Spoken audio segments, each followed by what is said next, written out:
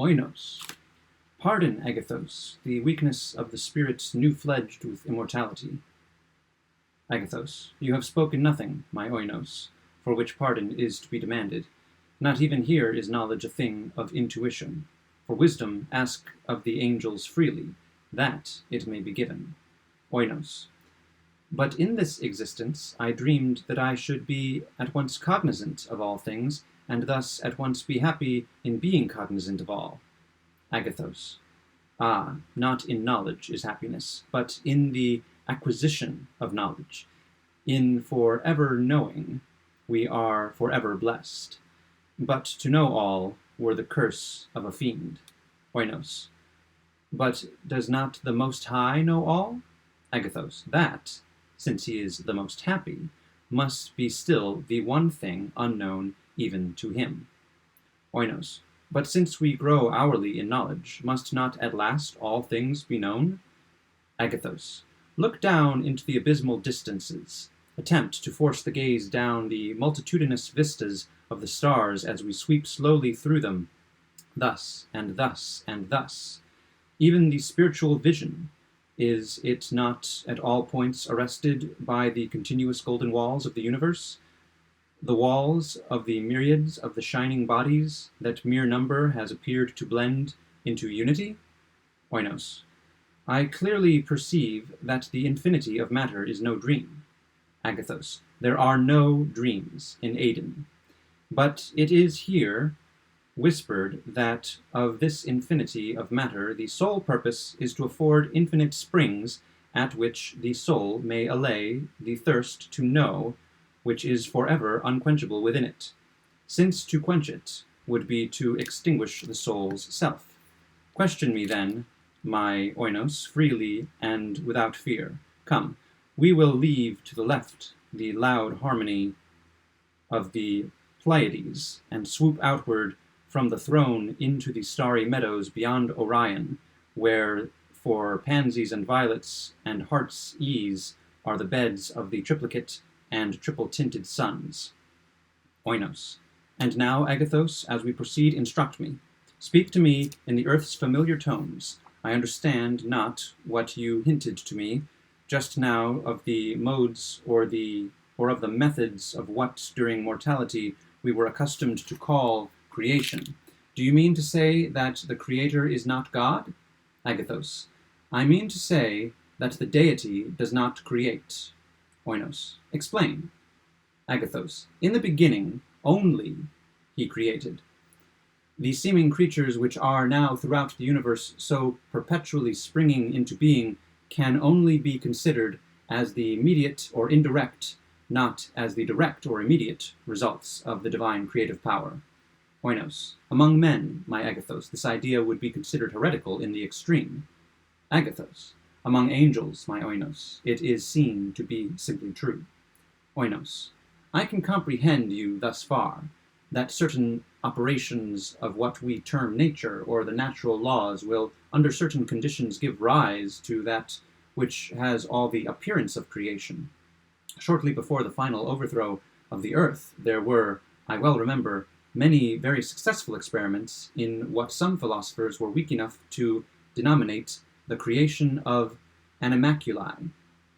Agathos. The cases of which you speak were, in fact, instances of the secondary creation, and of the only species of creation which has ever been, since the first word spoke into existence the first law. Oinos. Are not the starry worlds that from the abyss of non-entity burst hourly forth into the heavens, are not these stars, Agathos, the immediate handiwork of the king? Agathos. Let me endeavor, my Oinos, to lead you step by step to the conception I intend. You are well aware that, as no thought can perish, so no act is without infinite result. We moved our hands, for example, when we were dwellers on the earth, and in so doing we gave vibration to the atmosphere which engirdled it. This vibration was indefinitely extended till it gave impulse to every particle of the earth's air, which thenceforth and forever was actuated by the one movement of the hand. This fact the mathematicians of our globe well knew. They made the special effects, indeed, wrought in the fluid by special impulses, the subject of exact calculation, so that it became easy to determine in what precise period an impulse of given extent would engirdle the orb and impress forever every atom of the atmosphere circumambient. Retrograding, they found no difficulty from a given effect under given conditions in determining the value of the original impulse. Now the mathematicians who saw that the results of any given impulse were absolutely endless, and who saw that a portion of these results were accurately traceable through the agency of algebraic analysis, who saw, too, the facility of the retrogradation, these men saw at the same time that this species of analysis itself had within itself a capacity for indefinite progress, that there were no bounds conceivable to its advancement and applicability, except within the intellect of him who advanced or applied it. But at this point our mathematicians paused. Oinos. And why, Agathos, should they have proceeded? Agathos. Because there were some considerations of deep interest beyond. It was deducible from what they knew that to a being of infinite understanding, one to whom the perfection of the algebraic analysis lay unfolded, there could be no difficulty in tracing every impulse given the air, and the ether through the air, to the remotest consequences of any, even infinitely remote epoch of time. It is indeed demonstrable that every such impulse given the air must, in the end, impress every individual thing that exists within the universe, and the being of infinite understanding, the being whom we have imagined, might trace the remote undulations of the impulse, trace them upward and onward in their influences upon all particles of all matter, upward and onward forever in their modifications of old forms, or, in other words, in their creation of new, until he found them reflected, unimpressive at last, back from the throne of the Godhead. And not only could such a being do this, but at any epoch, should a given result be afforded him, should one of these numberless comets, for example, be presented to his inspection, he could have no difficulty in determining, by the analytic retrogradation, to what original impulse it was due. This power of retrogradation, in its absolute fullness and perfection, this faculty of referring at all epochs, all effects to all causes, is, of course, the prerogative of the deity alone, but in every variety of degree, short of the absolute perfection, is the power itself exercised by the whole host of the angelic intelligences. Oinos. But you speak merely of impulses upon the air. Agathos. In speaking of the air, I referred only to the earth, but the general proposition has reference to impulses upon the ether, which, since it pervades and alone pervades all space, is thus the great medium of creation. Oinos. Then all motion of whatever nature creates? Agathos. It must.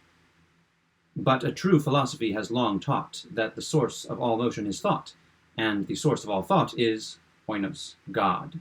Agathos. I have spoken to you, Oinos, as to a child of the fair earth, which lately perished, of impulses upon the atmosphere of the earth. Oinos. You did. Agathos. And while I thus spoke, did there not cross your mind some thought of the physical power of words?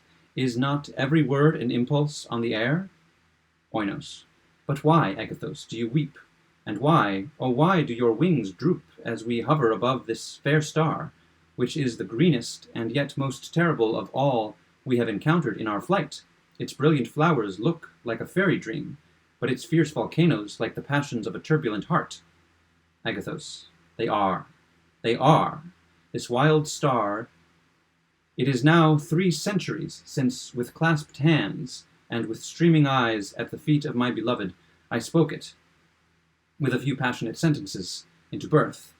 Its brilliant flowers are the dearest of all unfulfilled dreams, and its raging volcanoes are the passions of the most turbulent and unhallowed of hearts.